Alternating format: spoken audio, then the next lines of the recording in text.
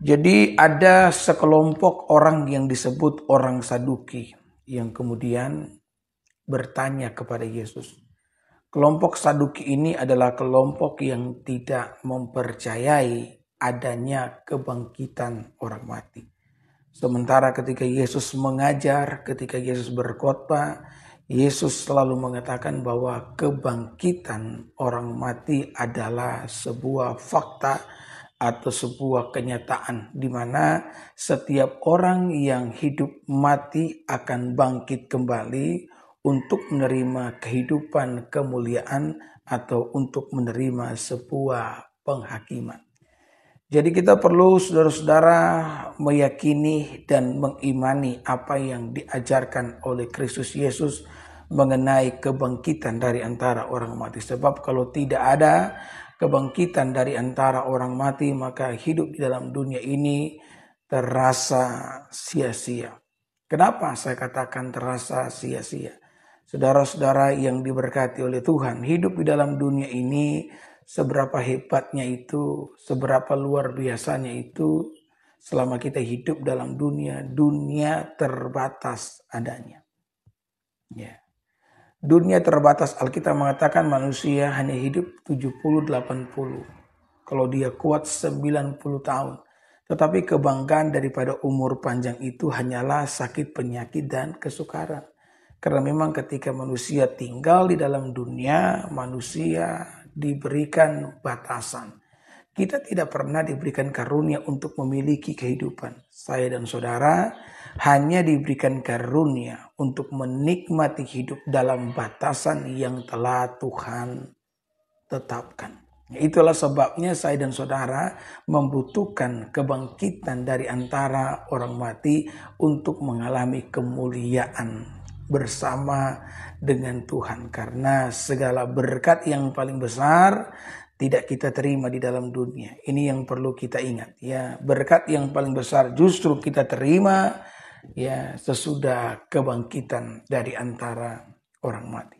Kalau hidup hanya seperti ini, tidak ada kebangkitan dari antara orang mati, maka saya lebih memilih untuk tidak hidup, saudara-saudara. Betul ya? Karena hidup yang kita hidupi sekarang, hidup yang penuh dengan tantangan, ya. Sekalipun di dalam kehidupan yang sekarang ada yang namanya nikmat. Tapi kalau nikmat di dalam dunia ini pun hanya bertahan sampai pada sebuah kematian, maka semuanya sia-sia. Saya pernah bercerita bagaimana ada seorang ateis yang tidak percaya akan adanya Tuhan. Tapi dia memiliki kehidupan yang begitu baik bersama dengan istrinya. Artinya dia mencintai istrinya, dia mencintai anaknya. Dari pernikahannya dia dikaruniai Tuhan itu seorang anak laki-laki. Tapi dia tidak percaya akan adanya Tuhan. Karena bagi ateis segala sesuatu yang tidak bisa dijelaskan dengan otak manusia, maka hal itu tidak ada. Bagi seorang ateis kalau segala sesuatu tidak kelihatan maka berarti tidak ada. Nah karena Tuhan tidak kelihatan maka Tuhan itu tidak ada. Itu pandangan dari para ateis. Maka satu kali saudara-saudara terjadi titik balik dalam hidupnya di mana istrinya yang dia cintai, istrinya yang dia kasihi meninggal dunia. Ya. Ketika istrinya meninggal dunia, maka dia pun mulai bertanya-tanya di dalam kedukaan, di dalam kehilangan yang sementara dia alami. Apakah hidup hanya seperti ini? Apakah kematian adalah akhir daripada kehidupan manusia? Dan kalau benar, kematian adalah akhir daripada kehidupan manusia, kenapa manusia itu harus ada? Ya. Bukankah kejam rasanya jika kematian mengambil segala sesuatu, mengambil segala kebahagiaan yang pernah dirajut oleh manusia itu sendiri? Dia mulai mempertanyakan tentang kehidupan. Dan pertanyaan ini adalah pertanyaan yang benar-benar sangat relevan, saudara-saudara. Ya. Saya juga berpikir demikian dalam hidup ini. Jika memang hidup manusia hidup hanya untuk mati, maka hidup manusia itu sia-sia. Lebih baik kita tidak pernah hidup daripada hidup hanya untuk mati. Dia mengasihi istrinya, dia mencintai istrinya, ya. Dan istrinya meninggal, saudara-saudara ya, dalam usia yang masih muda.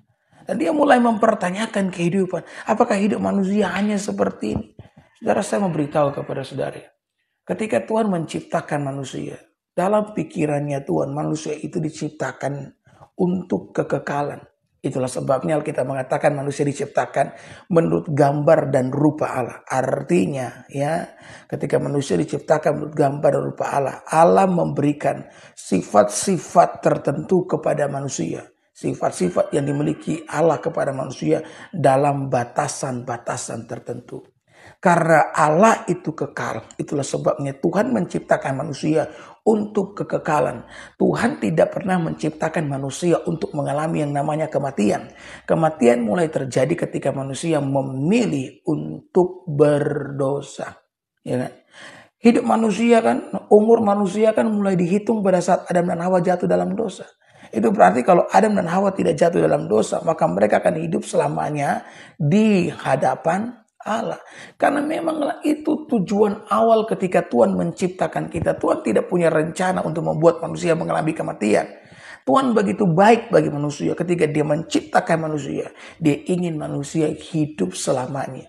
Ya, menikmati yang namanya keindahan di dalam taman yang dibangun oleh Tuhan.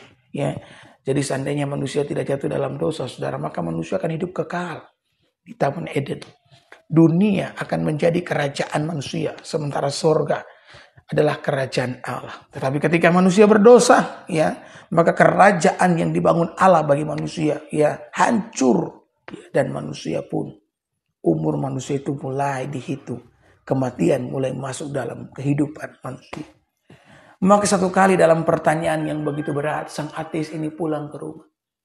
Ya, dia terus bertanya-tanya. Apakah hidup manusia hanya seperti ini? Apakah hidup manusia hanya seperti ini? Apakah kematian akan menjadi akhir daripada kehidupan daripada manusia itu sendiri? Dia pulang ke rumah, dia lihat rumah itu, saudara-saudara, ya, lampu tidak dinyalakan.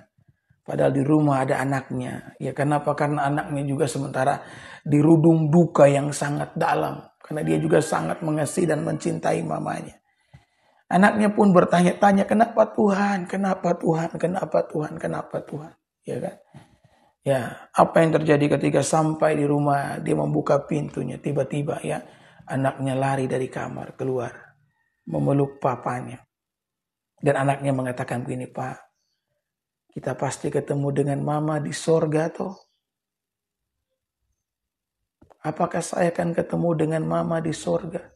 Saudara, pertanyaan ini menjadi pertanyaan bagaikan palu godam yang menghancurkan jiwa ateisnya. Ya.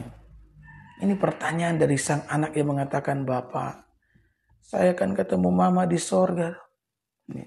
Jika dia mengatakan bahwa tidak akan ada yang namanya surga, maka tentu saja ini akan lebih menghancurkan hati sang anak. Dan tentu saja ini juga akan menghancurkan hatinya. Ya kan?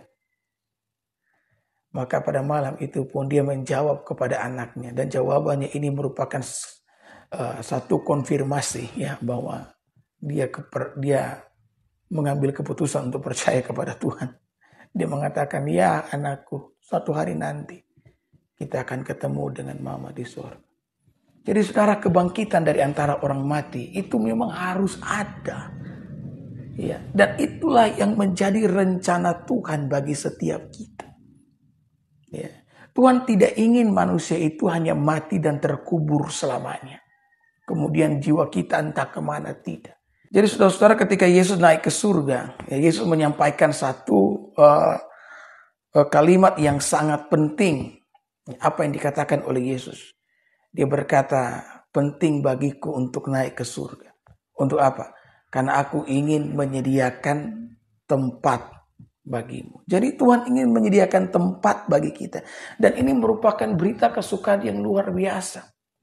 Kenapa dia menyediakan tempat? Karena kerajaan di dunia yang telah Allah persiapkan, yakni Taman Eden, telah hancur, telah diambil daripada manusia.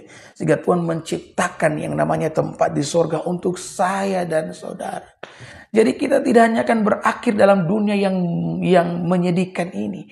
Tuhan menyediakan tempat di sorga bagi saya dan saudara.